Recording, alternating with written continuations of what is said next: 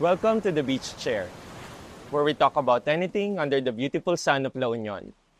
From food, wellness, art, the community, and the people that makes La Union your dream destination.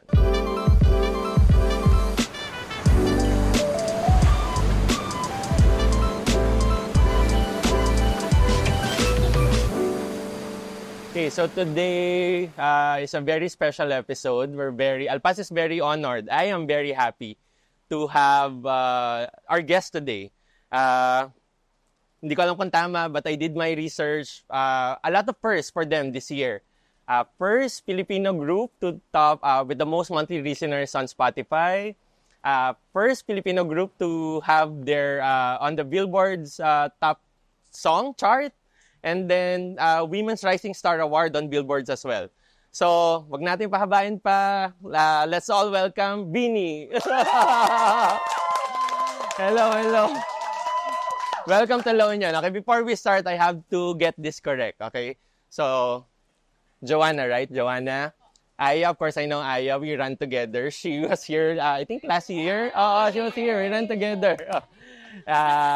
Sheena, Maloy, Mika, Colette, Gwen, and Stacy. Tama? Okay. I did my research. Okay, tama ba yung mga sinabi ko kanina? Okay. So, wow, parang that all happened first quarter of 2024 pa lang, di ba? Parang people think na it's an overnight success, but it's not. I did my research. Anyone can answer. How did Beanie start? Paano nagsimula? Saan nanggaling yung Beanie? Kailan ba nagkaroon ng Beanie? Meron po kasing Starhan Grand auditions po noong 2018. So parang... So 2018 pa? 2018 po. Pero yung audition na yun, hindi siya specifically for girl group talaga. Meron for Pinoy Big Brother, The Voice, Tawag ng Tanghalan. So malaking auditions talaga siya. So with ABS? Okay. Tapos, nag-callback lang po kami na nag-callback. Tapos, hindi namin alam na for girl group na rin pala yung binubuo. Na bakit kami pinapasayaw, pinapakanta. Opo, it was a secret project po. Tapos, na-house kami year 2019, May 17, 2019. Okay, happy anniversary. Doon kami nag-start tumira po sa isang bahay. Tapos, walang uwian po. Pwede kami umuwi weekends. So parang Big Brother without the camera. Yes. Okay, Actually, meron po. Meron pa din. There was a time before. May team kasi na kumukuha ng mga parang paghihirap namin. Footages. Okay. So everyone auditioned. But prior to auditioning, meron bang magkakakilala na sa inyo or wala? Total strangers. So zero connection and then biglang pinagsama-sama kayo sa isang house. Galing po kami sa iba't ibang provinces of the Philippines. Oh, okay. And then you all went to Manila to audition? Yes po. No po. Hindi po. Meron mga provincial, so may mga satellite audition. And then, how was it like living together? How long were you living together? 4 years. 4. 3 to 4. 3 years. Wait, Yeah. nagkaroon ng pandemic, di ba? So, na-lockdown kayo magkakasama. We were stuck at one house. We couldn't Okay. go out at any weekend or whatever. Oo. And then, so you cook your own food, and then lahat talaga. And then, those whole 3 years, training, coming up with your song. I'm curious kasi parang parang kahit saan ako pumunta, naririnig ko, Pantropiko, Salamin. Who makes your songs? And then even the choreography, tinatry kong aralin. Sorry, hindi ko nagawa. hindi ko na naaral in the last week. But who makes your songs? Who does the choreography? We got our songs from different producers, but specifically Pantropico and Salamin, they were produced by Flip Music. And then the choreography, Pantropico's chorus, Sheena did it, our main dancer. And Salamin, Coach Mickey did the chorus. So,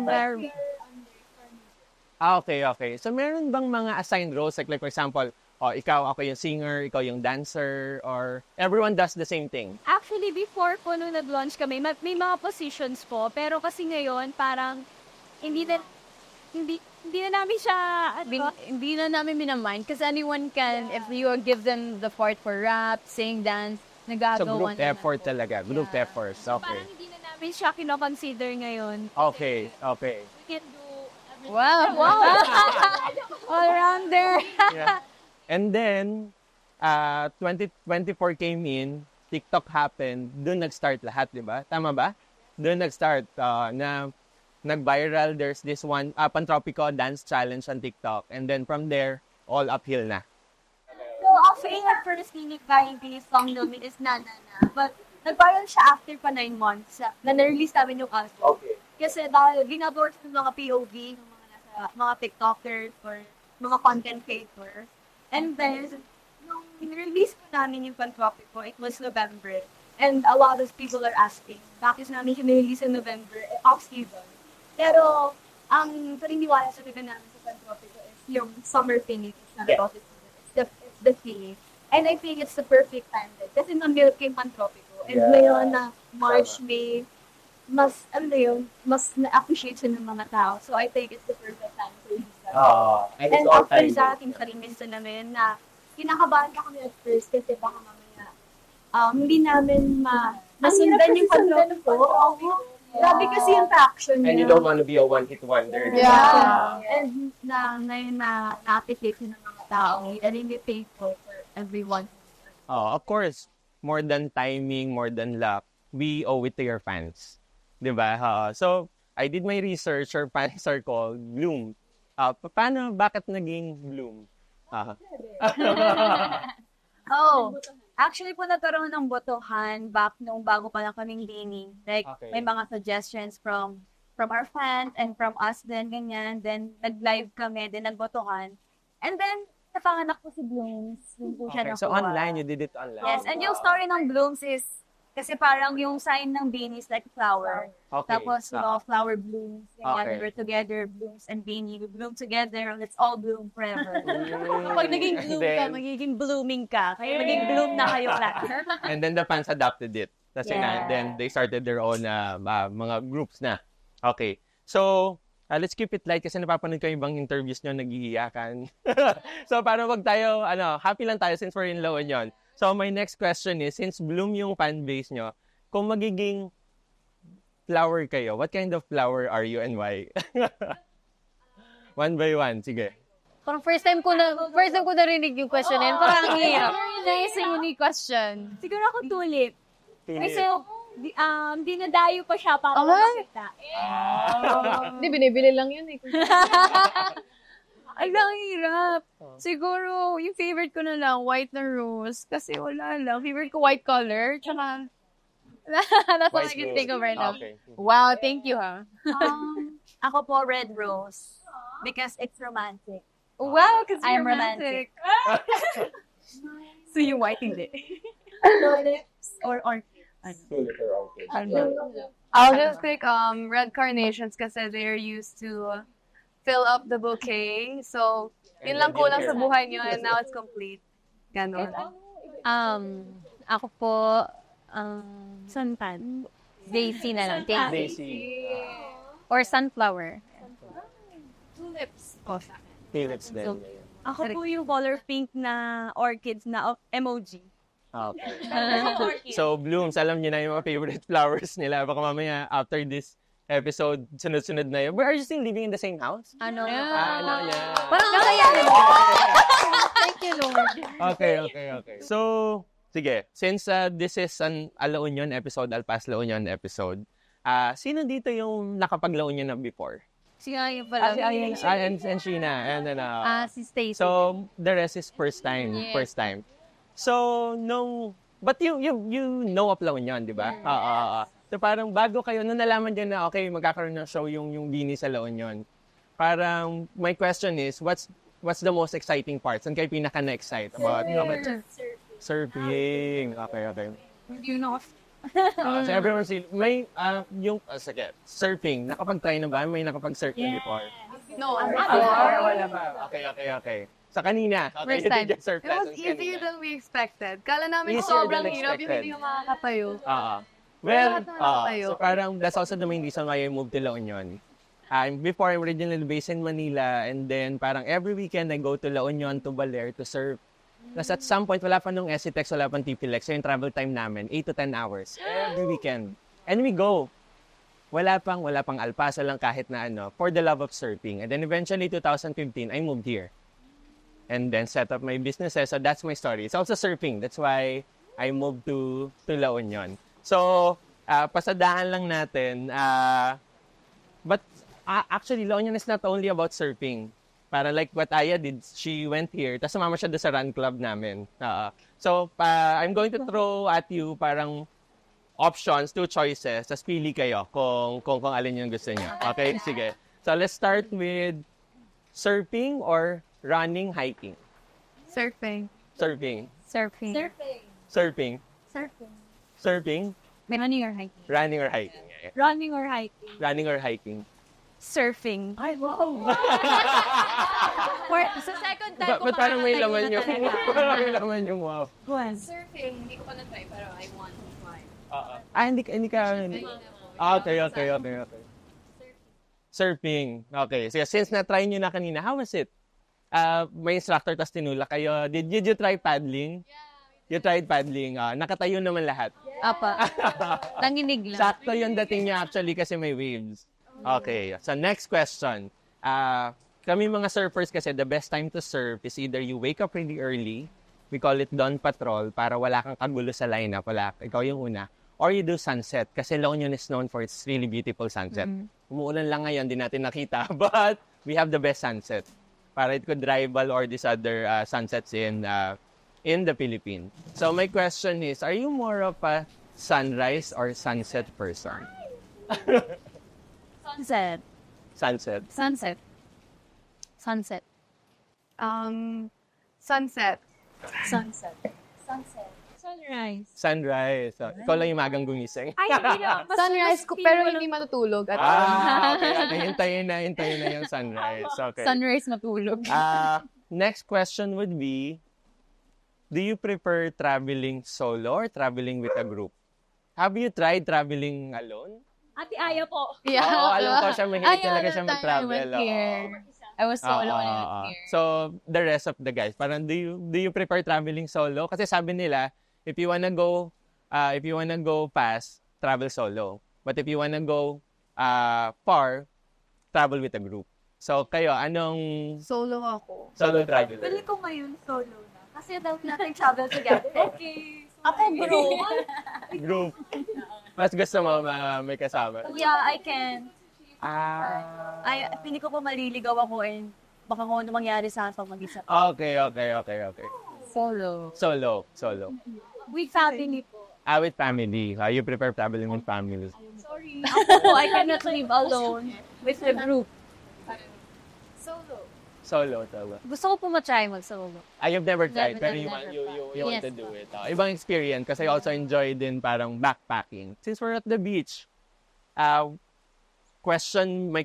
next question is, what's your beach essential? Isang item lang na yung kailangan dala mo siya if you go to the beach. Shade. Sunblock. Yeah, sunblock. Shade. Camera po. Camera. Shade. Phone ko po. Curious lang ako, bawal ba kayo umitim? Or may strict ba yung management? Gusto ko na ako umitim eh. Parang hindi ko maghanap. Hindi po mali. Ang sobrang...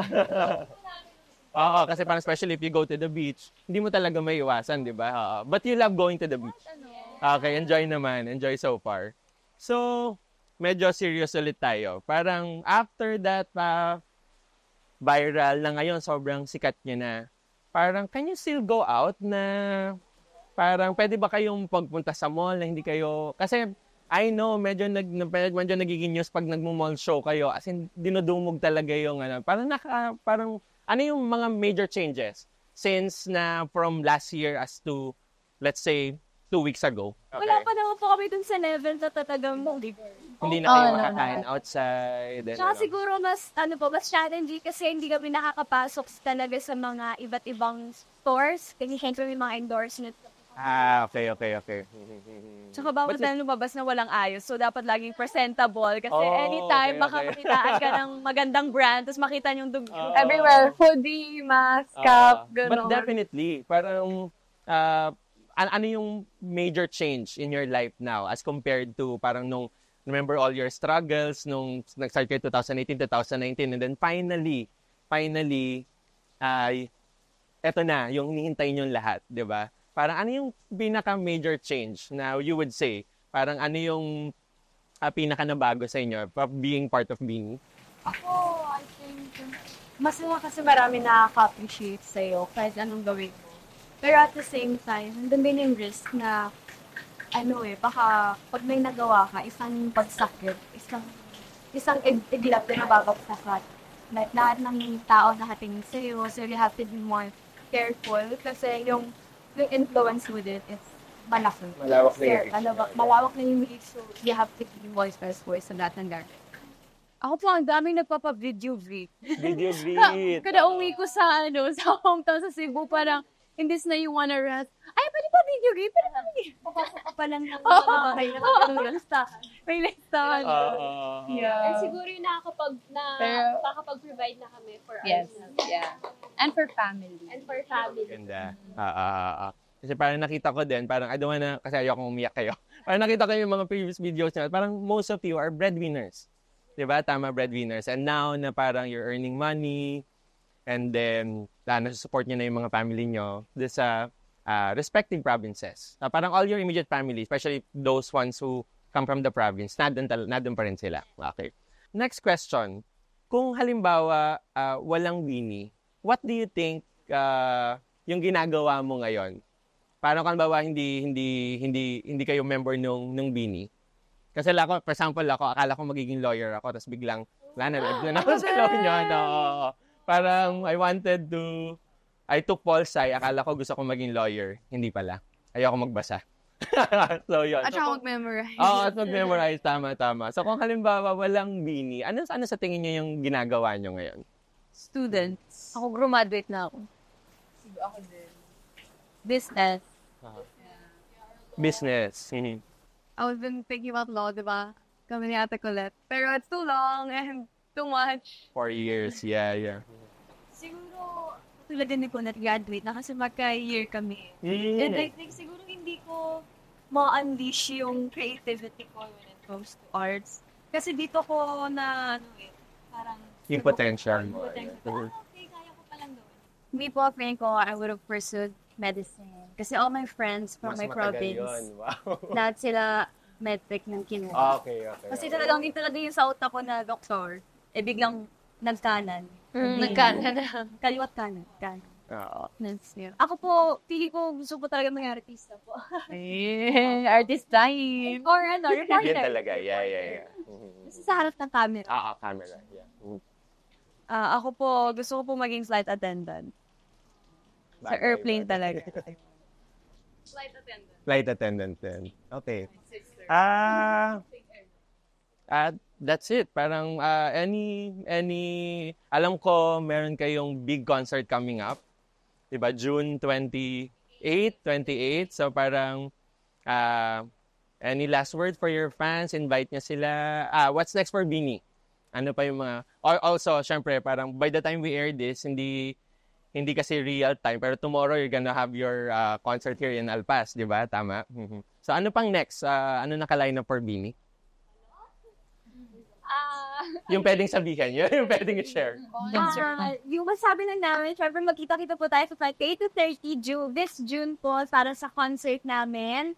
And pupunta po kami sa California po for ASAP this August 3. Wow. Okay. Pupunta po tayo dun. Sa ngayon yun po muna, pero madami kami surprises this year, so abangan niyo po yun. Okay. To close it up, para lang interesting and then we end light then. Di ba yung Philippines composed of 7,107 island? Okay. Kung papipiliin kayo, kung halimbawa, pipili kayo ng isang islang pantropiko sa Pilipinas. alin yung pipiliin nyo and bakit? Aling islang pantropiko sa Pilipinas? Ako, Siargao, para mapuntahan naman natin yung Alpas doon. So, okay. Galing. Ang showbiz nito. Siargao. Ba't Siargao pinili? Gusto ko puntahan. Siguro Palawan. Kasi ang daming Ganda rin Palawan. spots doon and hindi taga din yung mom ko.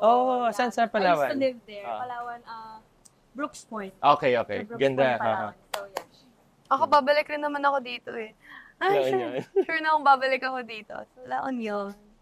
Since sa taga Bohol po ako, so Bohol or Siargao. Ako po, Sorsogon.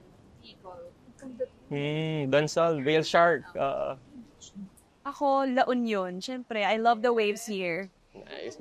Good answer, yeah. LA din po, kasi ito yung place na pinaka nag-enjoy ako for the past few hours.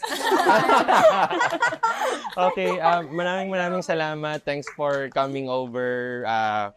Really excited for what's next for you guys. Good luck sa concert tomorrow here in La Union. Good luck sa big first concert nyo. And have fun. Enjoy. I'll see you next time.